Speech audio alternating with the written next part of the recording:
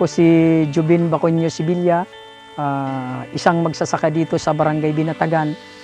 Ang pangunahing hanap buhay ng mga mamamayan dito o katulad ko ay ang produkto ng niyog ang aming mga pinagkukunan dito. Ganon din ang produkto ng pinya na aming pinagkakakitaan dito sa barangay. The municipality of Basud is a third-class municipality in the province of Camarines Norte, Philippines. The municipality has a total land area of 26,028 hectares. The municipality is producing three major agricultural crops.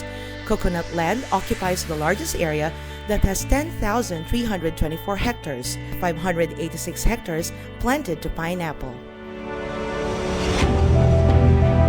Edad 14 ako nung pumunta ako ng Manila upang matuto ng trabaho. Nakasama ako ng dalawa kong nakakatandang kapatid na nagtatrabaho sa motor shop ng Marikina City. Nung panahong yon, natutunan ko lahat ng iba't ibang mga pamamaraan patungkol sa automotive.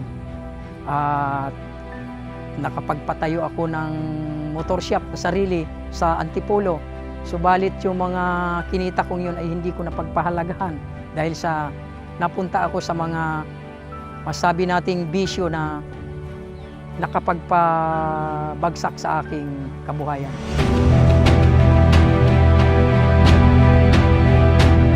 Napagpasyahan ko na pumunta ng ibang bansa para makabawi o makasurvive doon sa nangyari sa akin.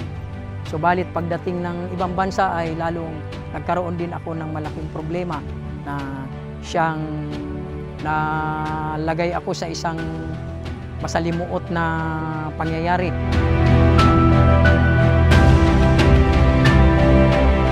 Matapos na mawala sa akin yung aking mga ari-arian at napagtapos ko rin ang aking mga anak, napagpasyahan kong umuwi na dito sa aming probinsya, dito nga sa Barangay Binatagan, Basud, Camarines Norte. Dahil sa nabalitaan ko yung aming lupa na binana namin sa aming mga ninuno ay pinabalak na ibenta ng aking mga kapatid.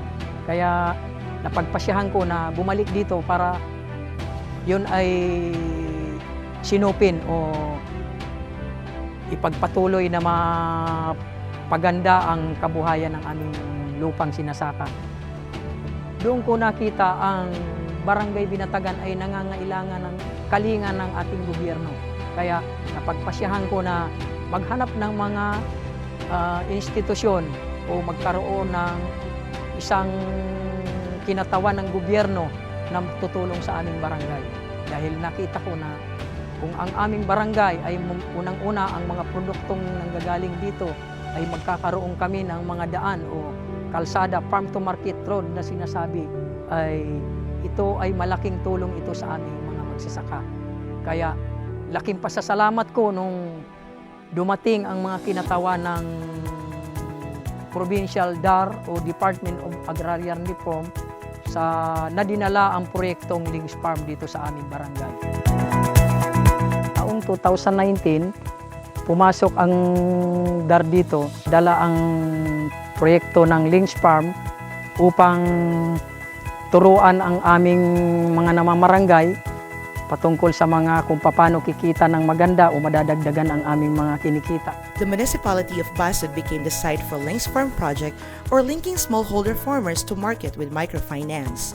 Links Farm is an initiative of the Department of Agrarian Reform that seeks to sustain the livelihood of smallholder farming households, utilizing the agro-enterprise development approach through trainings, coaching, and mentoring, and using clustering approach that supports different strategies. It is a process to uplift the farmer's knowledge in different production technologies and marketing techniques.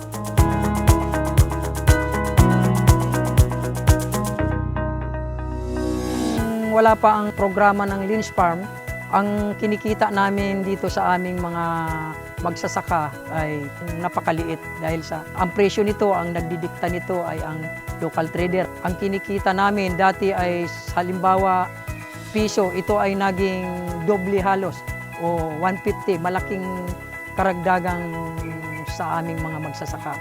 The Department of Agrarian Reform, in partnership with the local government of Pasud and the Department of Agriculture, adopted Links Farm to increase the income of smallholder farmers through agro-enterprise development approach in agrarian reform areas. Taong 2019, bumuo ang agrarya ng cluster dito sa aming barangay at isa ako sa naihalal bilang isang cluster leader. At present, there are 12 clusters formed that are actively participating in the collective marketing activity of their chosen product, which is husk, coconut, and pineapple.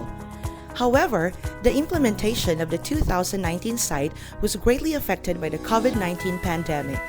The very first market test on March 14, 2020 was almost in time with the declaration of the enhanced community quarantine in Luzon due to COVID-19 pandemic.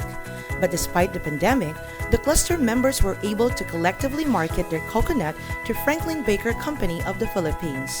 Manageable income was achieved from their first test market. Sa aming unang pagtitis market na sinagawa sa bayan ng Laguna, San Pablo, ito ay napagpasyahan namin sa lugar ng Franklin Baker dalhin ang aming mga produktong nyug. Subalit, matapos nung unang aming pagtitis market ay hindi na namin ito nasundan dahil sa pangyayari ng pandemic.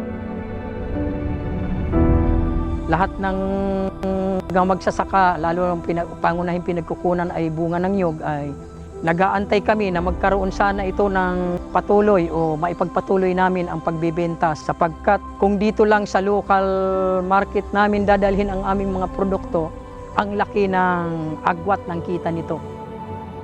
The year 2020 had brought unprecedented hardships that no one can imagine. The effect of COVID-19 pandemic to farmers had made worse when the province of Camarines Norte was hit by 3 consecutive typhoons in October and November of 2020. Cocoa trees were either uprooted or hardly smashed. The trees took some more time to recover, which resulted in low productivity of majority of cocoa areas in the municipality, especially those cluster members of the Links Farm. Itong binuo at inorganisang grupo ng Links Farm ay umaasa na sa kabila ng mga dinagdaang unos ay makakasurvive sa mga maraming mga dumadaang pagsubok.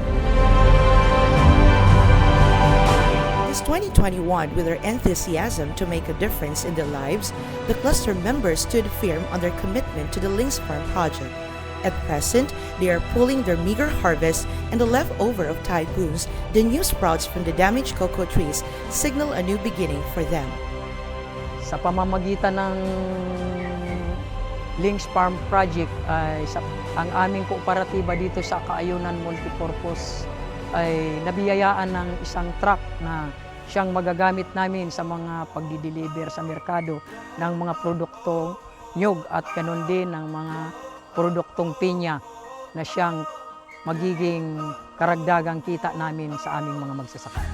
In the sustainable phase and with continuous delivery, it is expected that the ARB organization, which is the Kaayunan Multipurpose Cooperative, will develop, manage, and sustain market linkages to selected farmer leaders and members. The smallholder farmers manage their agricultural production as a business. They collectively market their products to institutional and alternative market. Different credit microfinance sources are accessible to farmers. There is wide opportunities for women to take part on the project implementation and to benefit and enable them for bigger profit.